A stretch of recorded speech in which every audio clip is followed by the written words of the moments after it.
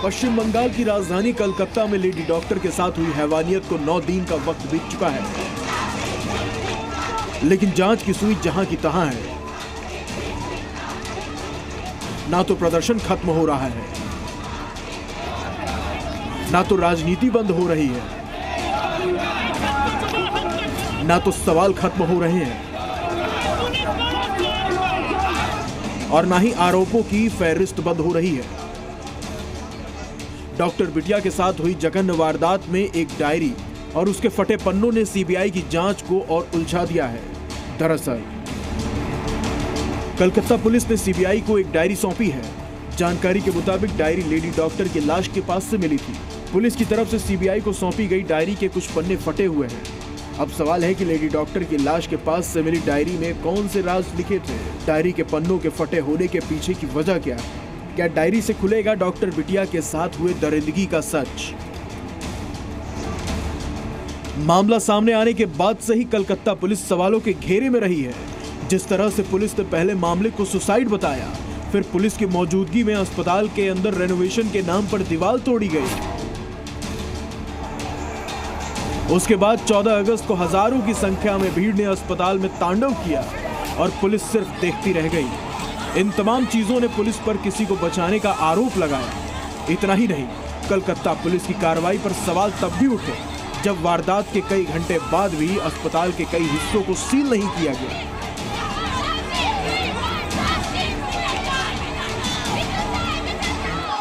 और पुलिस ने अब अस्पताल के आसपास 24 अगस्त तक धारा 163 लगा दिया है, जिससे अस्पताल के कैंपस और आसपास के इलाकों में कोई भी धरना प्रदर्शन नहीं कर पाएगा। कलकत्ता पुलिस की तरफ से प्रदर्शन को रोकने की कोशिश पर पीड़ित परिवार ने सवाल खड़े किए हैं। सीएम अपने रास्ते में नाम उतार के जस्टिस मांगता है, फिर जो जनरल पब्लिक है उसने जब जस्टिस मांगता है उसको बंद करने के लिए कोशिश कर रहे हैं। क्या इसकी सब क्या बात है? हम लोग तो इसके लिए बहुत दुख आ गया। इतना ही नहीं, बताया गया है कि मृतक लेडी डॉक्टर के परिवार ने आरोप लगाया है कि उनकी बेटी बहुत दबाव में रहती थी और उसे जबरदस्ती ड्यूटी करने के लिए मजबूर किया जाता था। थोड़ा उसका दिक्कत था कॉलेज में, पूरा डिपार्टमेंट, इसलिए डिपार्टमेंट को हम बोला है, डिपार्टमेंट पूरा सस्पेक्ट में है। हम क्या बोला, 7 घंटा से लड़की का ऑन ड्यूटी ऑन कॉल में डॉक्टर है, उसको 7 घंटा में किसी का जरूरत नहीं पड़ा। कभी कभी दिन में ऐसा होता है कि उसको खाने का टाइम नहीं मिलता है पेशेंट के लिए।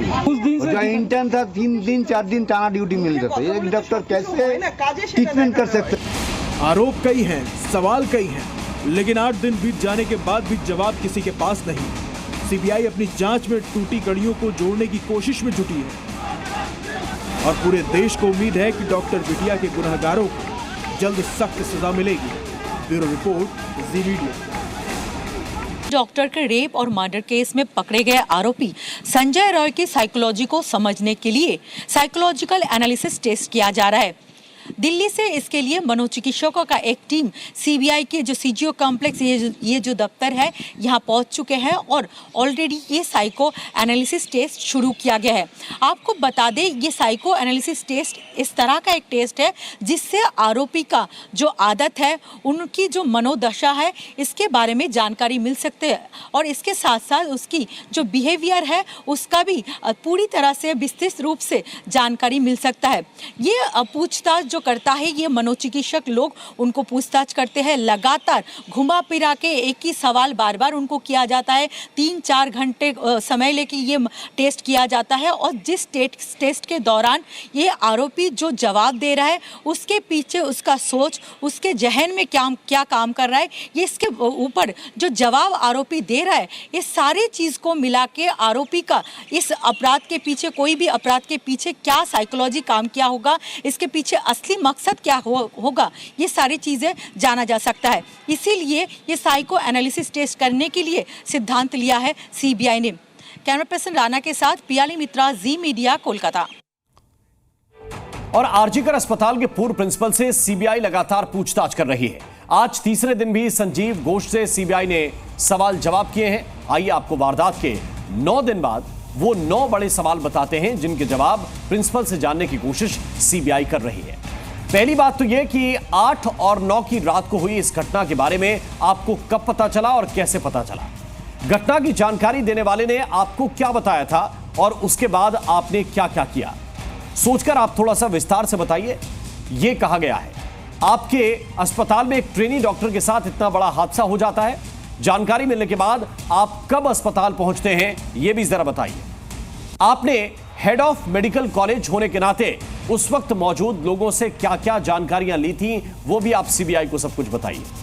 आपको किस किस ने लड़की की मौत को लेकर क्या क्या जानकारी दी थी विस्तार से याद करके जानकारी देने वाले के नाम के साथ बताइए। पुलिस को किसने और कब कॉल किया था? पुलिस को क्या बताया गया था? उस रात कितने डॉक्टर और नर्सिंग स्टाफ समेत गार्ड ड्यूटी पर थे और उनका रोस्टर कौन मैनेज करता है, कौन बनाता है? आरोपी कब से यहां पर काम कर रहा था इसका भी डिटेल आप दीजिए। हत्या में संजय राय की भूमिका के बारे में आपको पुलिस ने क्या बताया था यह भी आप हमें बताइए।